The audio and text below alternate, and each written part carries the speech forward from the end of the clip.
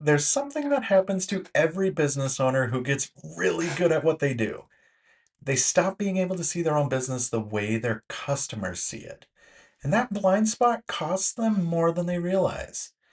Today, we're going to fix that with one paragraph and about 3 minutes. You know your industry cold. You know the terminology. You know the process. You know what's fair, what's a red flag, and what's a good deal. You've built that knowledge over years.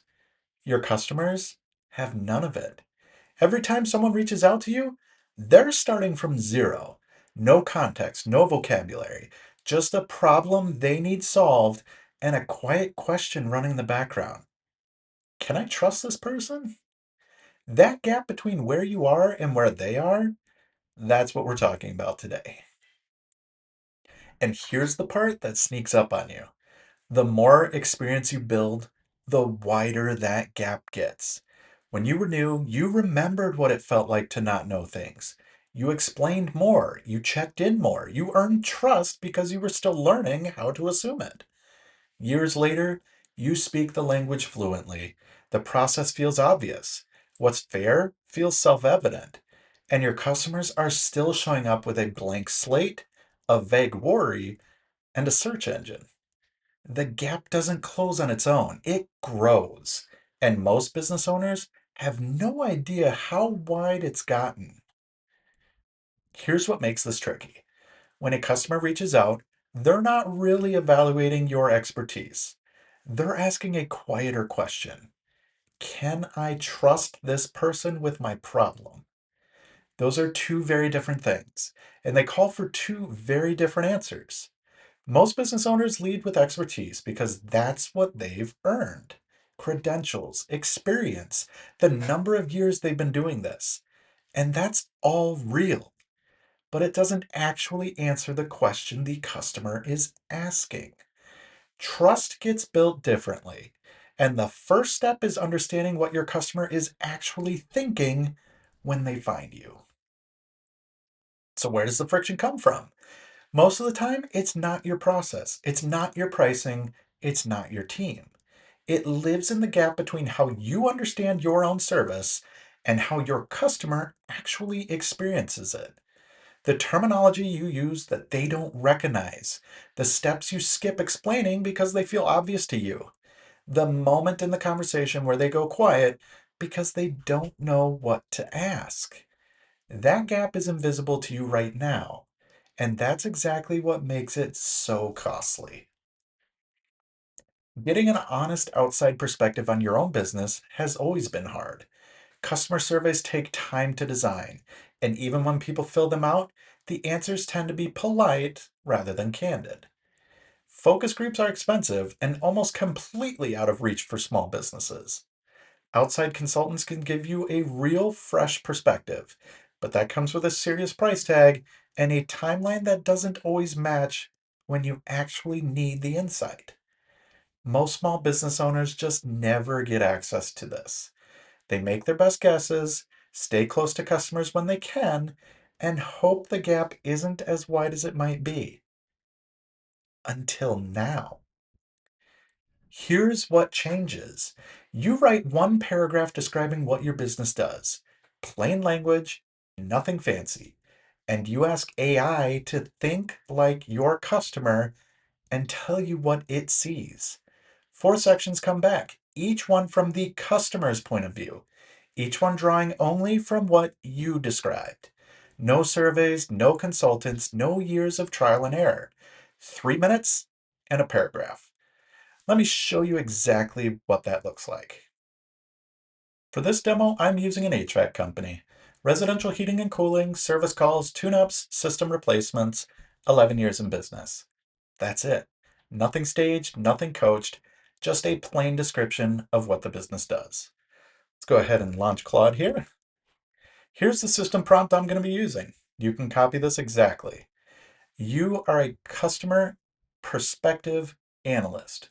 Your job is to explain an industry back to the person who described it, but entirely from the customer's point of view. Return exactly 4 labeled sections and nothing else.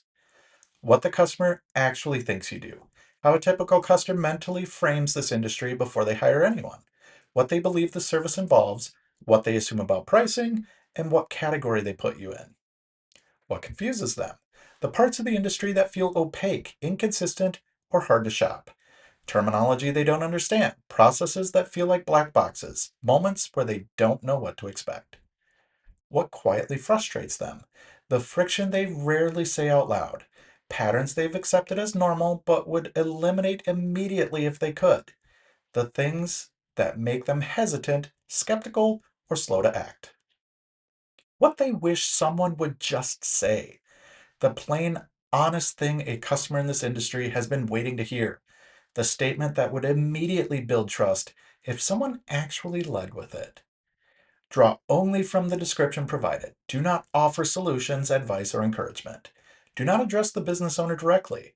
Write every section as if describing customer psychology to a neutral third party.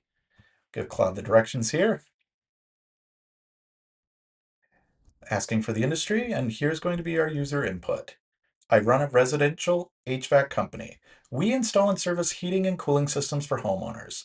Most of our work comes from system replacements, seasonal tune-ups, and emergency repair calls. Jobs range from a $150 service visit to a $12,000 full system replacement. We've been in business for 11 years. That's it. Let's see what Claude can do with it. What customers actually think you do. Customers think of this business the way they think of a mechanic, someone who shows up, looks at a thing they don't understand, and tells them what's wrong with it. They believe heating and cooling is a single system with a single fix, not a collection of components with independent lifespans and failure points. What confuses them? Customers have no reliable framework for knowing whether a repair is worth making or whether replacement is a smarter call. They're handed that decision with almost no context. The gap between a $150 visit and a $12,000 replacement feels arbitrary and terrifying from the outside. They don't understand what determines which direction a diagnosis goes. What quietly frustrates them? They've accepted that they'll be given a price with no clear explanation of how it was calculated. They've accepted that the technician may try to sell them something additional on every visit, which makes them defensive before the truck even arrives. And here's what they wish someone would just say. Here's exactly what we looked at today. Here's what we found, and here's what we'd tell our own family to do. Not because it's the most profitable option, but because it's the right call for a house this age with a system in this condition. Look at section 4 for a second. That's the sentence your customers have been waiting to hear, and it came from a 1 paragraph description of an HVAC business. The reason that lands so differently is because AI has no stake in the relationship. It's not trying to be polite. It's not worried about how you'll react. It just reads what you described and tells you what the customer sees. And that is genuinely hard to get from any other source. Section 1 tells you what your customer thinks you do before you ever show up. That matters more than most business owners realize. By the time someone calls you, they've already built a mental model of the interaction. What it will cost, how long it will take, whether you'll try and sell them something, whether they can trust the diagnosis. You're not starting fresh. You're walking into a set of expectations you didn't create. Knowing what that model looks like gives you something to work with. You can address the assumptions directly. You can shape the conversation before they've had a chance to form the wrong one. Sections 2 and 3 are where it gets specific.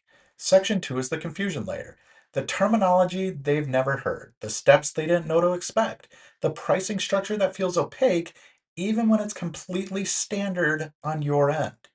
These are the moments in a conversation where a customer goes quiet. They don't know what to ask, so they don't ask anything. And that silence can look like trust when it's actually just uncertainty. Section 3 is the quiet frustration, the friction they've stopped mentioning because they've accepted it as just how things work in your industry. This is the category that tends to surprise business owners the most because these frustrations are real and customers are carrying them in. They just rarely say them out loud. AI said them. Section 4 is the one that tends to stick. It's the thing your customer has been waiting to hear, framed in plain language, warm and direct, the kind of sentence that builds real trust before any work has started. Most business owners have some version of this thing they know but never lead with.